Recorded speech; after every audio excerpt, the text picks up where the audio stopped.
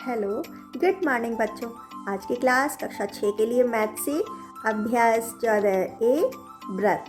बच्चों, अब हम व्रत से संबंधित कुछ बातों को समझते हुए अपना काम आसान बनाते हैं और ये वीडियो आपके लिए पार्ट 1 के रूप में है।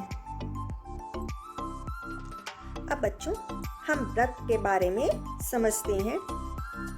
किसी भी त्रिज्या के नाप से हम यहाँ पर B को केंद्र मानते हुए एक व्रत खींच देते हैं जो A पॉइंट को छूता हुआ जा रहा है। अब B से A को मिला दें तो ये मेरी पहली त्रिज्या हो गई। अब इसी के अपोजिट साइड में B केंद्र से मिलाते हुए मैंने दूसरी रेखा खींची तो दूसरी त्रिज्या मेरी E पॉइंट पर मिली। अब AE मेरा व्यास है, तो क्या समझ में आया कि व्यास बराबर 2 त्रिज्या और त्रिज्या बराबर व्यास बटे 2, मतलब एक व्यास में 2 त्रिज्याएं होती हैं। और बच्चों, हम केंद्र के अपोजिट बिंदुओं को मिलाते हुए, विपरीत बिंदुओं को मिलाते हुए कितने भी व्यास खींच सकते हैं। अभी हमने GH खींचा, अब हम J और K को मिलाते हुए तीसरा व्यास भी खींच सकते हैं। अब हम बात करते हैं व्रत के बाह्य क्षेत्र और अंतः क्षेत्र के बारे में। कुछ पॉइंट हमें बाहर मिल रहे हैं, कुछ पॉइंट हमें व्रत के अंतः क्षेत्र में मिल रहे हैं।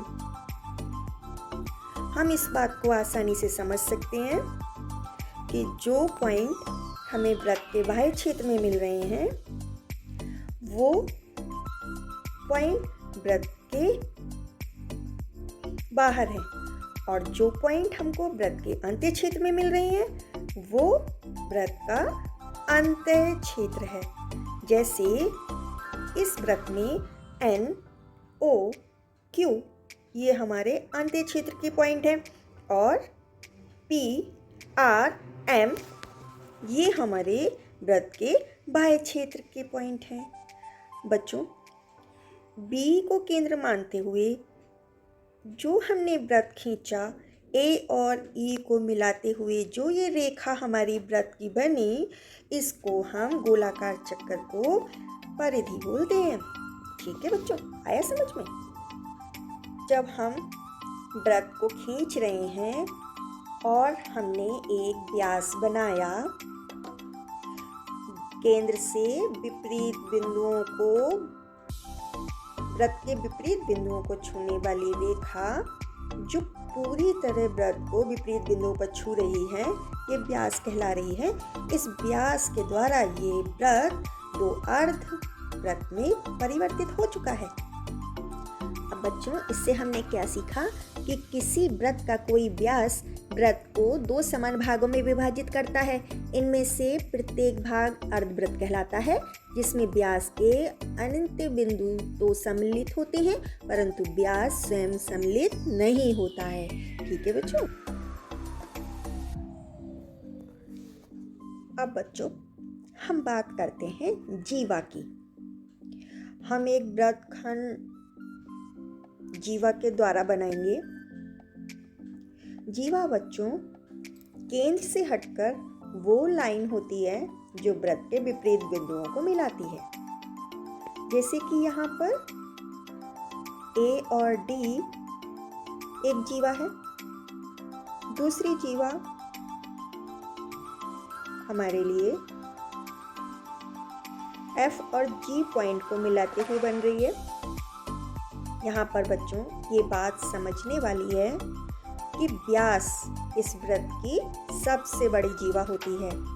जब केंद्र से होकर के ये व्यास बना हुआ है तब व्यास इस व्रत की सबसे बड़ी जीवा है। अब बच्चों देखो, अभ्यास 14A में हम बुक में ही समझते हैं। अभी तक हमने जितना भी समझा उससे हम ये प्रश्नों के उत्तर आसानी से निकाल सकते हैं। जैसे व्रत का केंद्र क्या है, तो वो है O।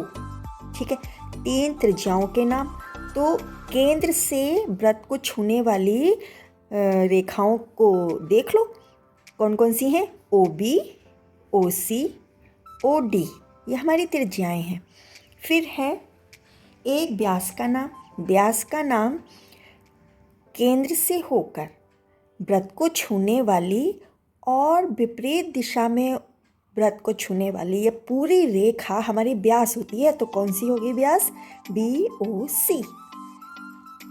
दो जीवाओं का नाम। जीवाएं बच्चों जैसे कि केंद्र से हटकर है AB और CD। अंतः क्षेत्र में एक बिंदु, अंतः क्षेत्र में एक बिंदु है E। दूसरा है बाह्य क्षेत्र में एक बिंदु। अब बाह्य क्षेत्र में तो कोई भी बिंदु नहीं है। 4 चाप बताने हैं, 2 लघु 2 दीर्घ। तो 2 लघु चाप हैं हमारे AB और ये CD। ठीक है, ये हमारे लघु चाप हैं। अब इसमें दीर्घ चाप कौन से हो गए? जब ये लघु हैं तब बाकी का हम हिस्सा देख लेते हैं, B D C A। अब जब ये लघु चाप है तो इसका दीर्घ चाप कौन सा होगा? C A B D। ठीक है बच्चों। अब एक अर्धवृत्त का नाम। व्यास द्वारा वृत्त 2 समान भागों में डिवाइड हो जाता है। तो एक अर्धवृत्त का नाम क्या हो जाएगा? BAC या फिर BDC। ठीक है बच्चों। अब बच्चों देखो, दूसरा प्रश्न भी चित्र में देखकर हम प्रश्नों के उत्तर दे सकते हैं। तो पहला प्रश्न है 3 त्रिज्याओं के नाम बताइए। तो अब आपको यहाँ पे क्या समझ में आ रहा है? ये केंद्र O है, यहाँ से एक रेखा वृत्त को यहाँ छू रही है तो OA, दूसरी इधर छू रही है OC, तीसरी इधर छू रही है OB। ये हमारी त्रिज्याएं हैं। 3 जीवाओं के नाम। 3 जीवा, एक जीवा तो है AB, है ना, केंद्र से हट कर है। दूसरी जीवा है BC, ये भी केंद्र से हट कर है। और व्यास हमारी बच्चों सबसे बड़ी जीवा होती है, ये हमने अभी अभी सीखा था। तो क्या हो गया ये तीसरी जीवा? AOC। अब चित्र में कितने व्यास खींचे गए हैं उनके नाम भी लिखिए। एक ही व्यास खींचा गया है, कौन सा है वो? AC। ठीक है बच्चों। अब बच्चों तीसरा प्रश्न है, पाश चित्र में बिंदु O वृत्त का केंद्र है, चित्रानुसार वृत्त के निम्नलिखित अंगों को विशिष्ट नाम दें। तो ये वृत्त हैं, अब इनको देखते हुए हम पता लगाते हैं। तो रेखाखंड OA, रेखाखंड OA क्या है? तो ये वृत्त का केंद्र है और ये वृत्त को छू रही है, तो OA क्या है? त्रिज्या है। रेखाखंड AB और CD, AB और CD ये क्या है? वृत्त की जीवा है ना, केंद्र से हटकर भी जीवा होती है और व्यास भी हमारी जीवा होती है। तो ये दोनों क्या है? हमारी जीवा है। चाप CBD, CBD ये हमारा अर्धवृत्त है। चाप CBD के द्वारा ये इस वृत्त को 2 बराबर भागों में बांटा गया है। तो ये हमारा क्या हो गया? अर्धवृत्त हो गया। चाप CAD ये हमारा दूसरा अर्धवृत्त हो गया। ठीक है बच्चों, यहाँ पर हमारी ये वीडियो पूरी होती है। नेक्स्ट वीडियो में हम इसी अभ्यास के कुछ और प्रश्नों को भी समझेंगे। तब तक के लिए बेस्ट ऑफ लक।